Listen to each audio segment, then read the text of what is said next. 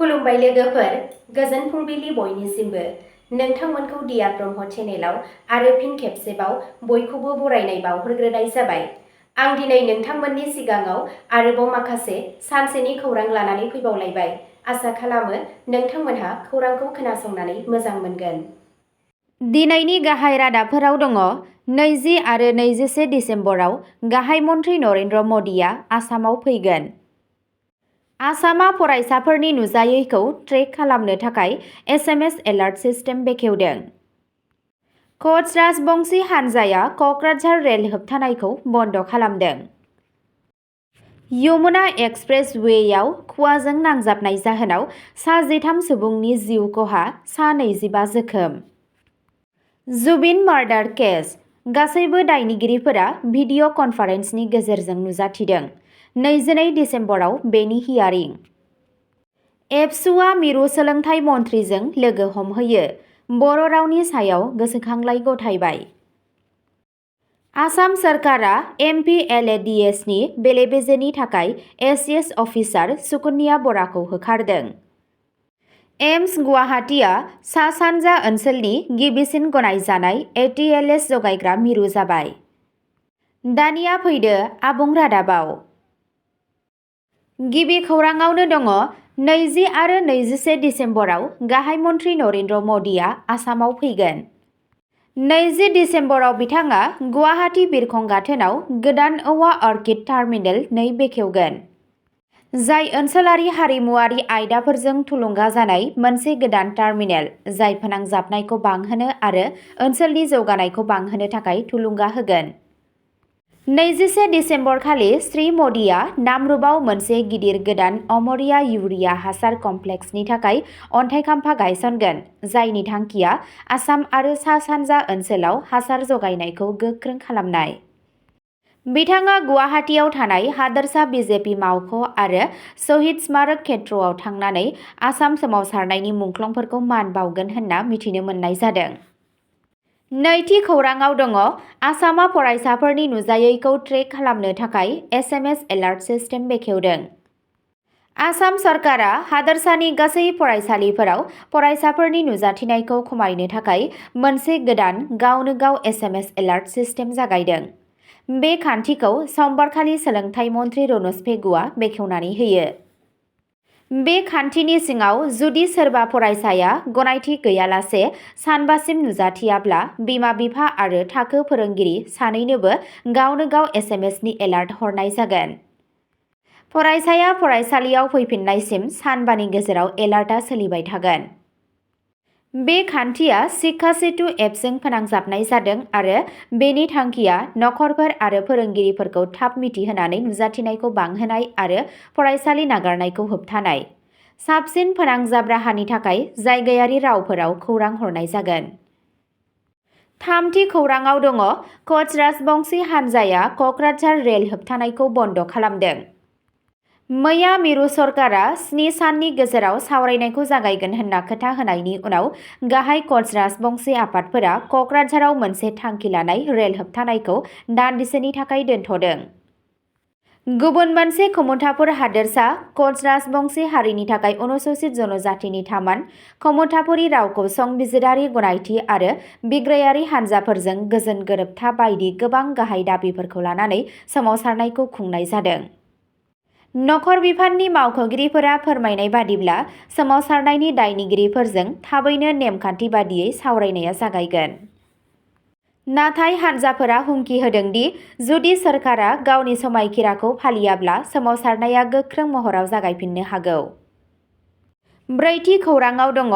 Yamuna express वेयाव खुवाजों नांजाबनाय जाहोनाव सा 13 सुबुंनि जिउ खहा, सा 25 जोखोम। मंगलबारनि फुंबिलियाव मथुरानि साखाथियाव यमुना एक्सप्रेस वेयाव गंसे गिदिर गारि जाब्रबथायाव खमैबो सा 13 सुबुंनि जिउ खहा जायो आरो सा 25 सुबुंफोरा जोखोम जायो। बे जाब्रबथाया फुंनि 4:30 रिंगासोआव जायो, जेब्ला रोजा खुवा खुनायनि जाहोनाव नुनो मोननाया जोबोद खम जायो, जायनि जाहोनाव गोबां बास आरो गारिफोरा सौग्रावलायो।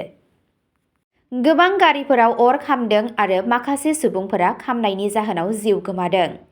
बिबानगिरिफोरा जाथाय जानाय जायगायाव अर खोमोरग्रा आरो रैखाथि हान्जाफोरखौ दैथायहरो आरो जोखोम जानाय सुबुंफोरखौ खाथिनि देहा फाहामसालिसिम दैथायहरो।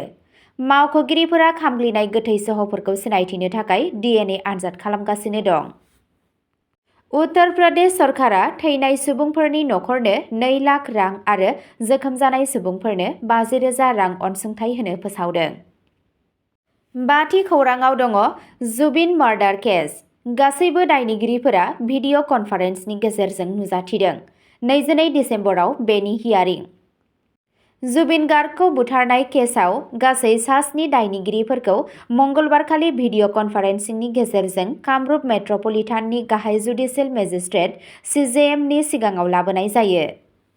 बिजिरसालिया चार्जसिटनि कपिफोरखौ गासैबो दायनिगिरिफोरनो गथायना होयो, जाय दासान्दि जुडिसियेल कास्टडियाव दं। CJMआ फैगौ हियारिंखौ 22 दिसेम्बर 2025 आव थि खालामदों। बै सानखालि बिजिरसालिया केसखौ सेसन कर्टआव दैथायहरगोन होनना मिजिंथिनाय जादों। बेनि उनाव बिजिरसालिया मावख'आरि महरै जागायगोन। बेनि सिगां बिजिरसालिया दायनिगिरिफोरखौ अनलाइननि गेजेरजों गथायनो थाखाय आसाम सरकारनि खावलायनायखौ गनायथि होनानै भार्चुएल बिजिरनायखौ गनायथि होदों। हियारिंनि समाव दायनिगिरिफोरनि जानानै जिल्ला आयेनारि सिबिथाइ बिगोमा थिसनजानाय उकिल ध्रुबज्यति दासआ नुजाथिदों।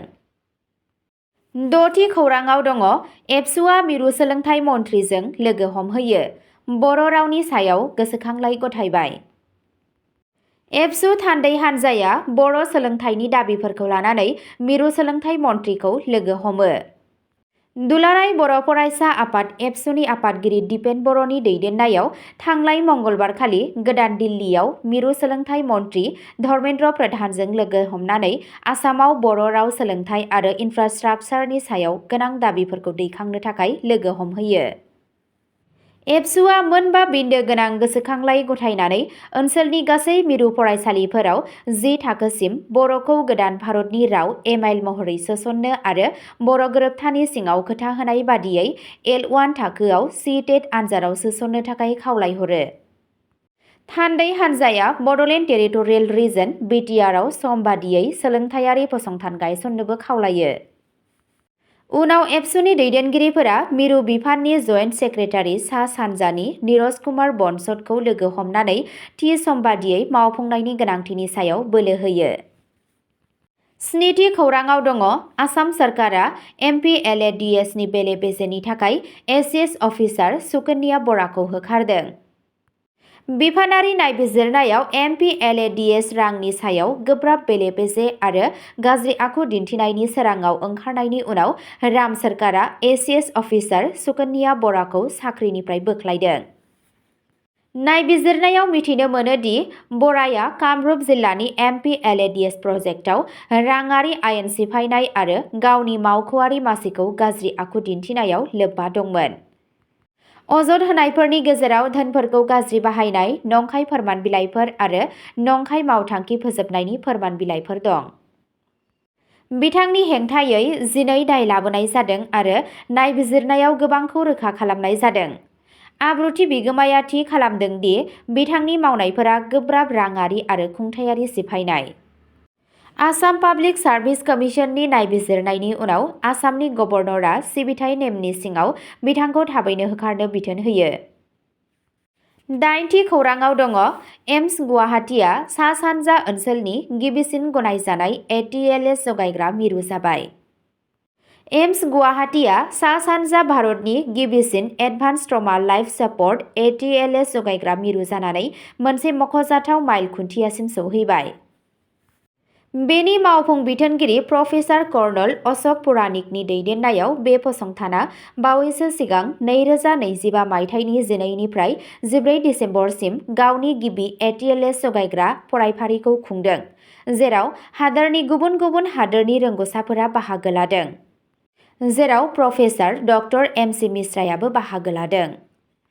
बे गनायथिया एम्स गुवाहाटीनि मानगोनां ट्रमा केयारनि सायाव नोजोर होयो, गुबैयै गोब्राब जखम जानायनि उनाव गोब्राब गल्डेन अभारनि समाव।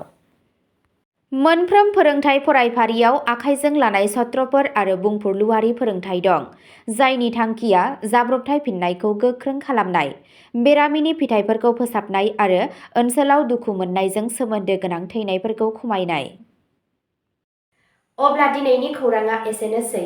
नोंथांमोनहा सानफ्रोमबो फुंबिलि समाव बेबादिनो गोदान खौरांनि आपडेट मोननो थाखाय चेनेलखौ साबस्क्राइब खालामनानै लादो आरो खौरांखौ खोनासंनानै मोजां मोनोब्ला अन्नानै लाइक, शेयार आरो कमेन्टबो खालामनानै होलांब्लानो जाबाय। गोजोन्थों।